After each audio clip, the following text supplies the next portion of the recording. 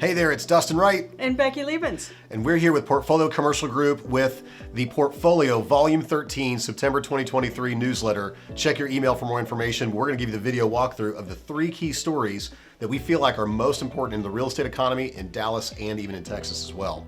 So first off, Becky, the big thing is there's a new report and article out about the Texas housing manufacturers, specifically home builders, and the fact that they are not concerned about their growth, even though cost to build a home has gone up, and obviously buyers and sellers have really backed off a lot out of the market. That's kind of a huge factor of what's really coming out right now. Mm-hmm. You know, that's because of demand, right? Yeah. I mean, we had such a shortage of homes going on, Dustin, that a lot of the inventory got pulled out of the market. Yeah. So now you have the builders that are really catching up with that and buying property and building homes at a tremendous rate.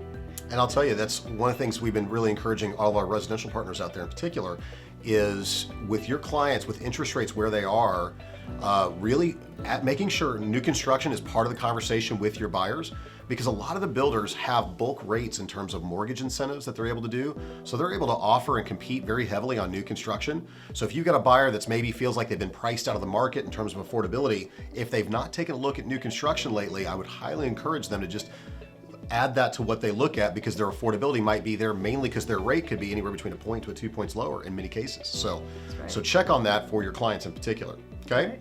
All right. Next thing coming up is our next big article. We've got a huge HQ announcement coming to the Dallas-Fort Worth area, like we've had on several of these videos for you. Becky, who's coming to Dallas? We got Frontier coming to Dallas. Yeah. Oh my goodness. And they are coming in huge. I understand they're going to flood this economy with $3.8 billion in the next 20 years. Billion with a B. That's people. Exactly right. 3,000 jobs. Yeah.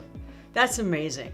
Right? Yeah, that's another, if you don't know, Frontier Communications was basically like the landline division of what was Verizon. And really, they handle fiber optic cable and all that kind of stuff. Many of you probably use Frontier for your home service, for internet and whatnot.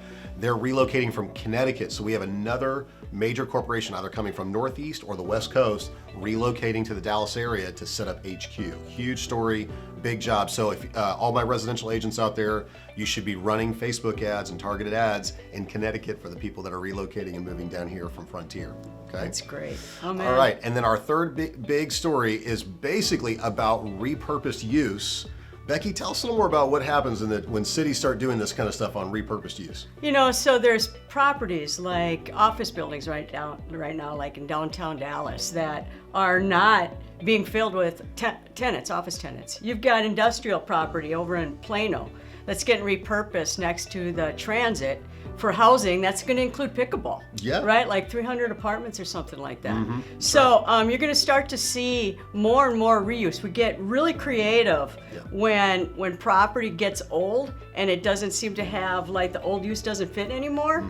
We get creative in reusing that property, and you're going to see it more and more, especially in the office and older industrial areas that are they're just the sort of uses there, the warehouses are old, they're not even getting used. So you're going to see more of that. Well, and what you'll see, that adaptive reuse will start bringing regentrification to neighborhoods. So you might see a city park that maybe got abandoned, wasn't really getting used, had an old outdated playground. They go put in pickleball courts and things like that. It starts bringing a pet park or anything like that. And all of a sudden, regentrification starts happening in the homes and the industrial and commercial happening right around it. So I'd see those key areas in Plano. Plano's going to go through that regentrification process themselves right now in certain pockets. So keep an eye on Plano. They're going to be doing a lot to re-bolster that market, because it really has gotten a lot of soft, and they're past 30, 40 years at this point. So they're due for some regentrification themselves at this point. So keep an eye on Plano moving forward. That's right. So you're going to see these cities recreate themselves. They're doing a great job doing that. That's the 3 stories we've got for you today. Tune in for more information. Make sure you click like and subscribe and keep following along on the portfolio. And remember, we want to be a part of your portfolio. Take care.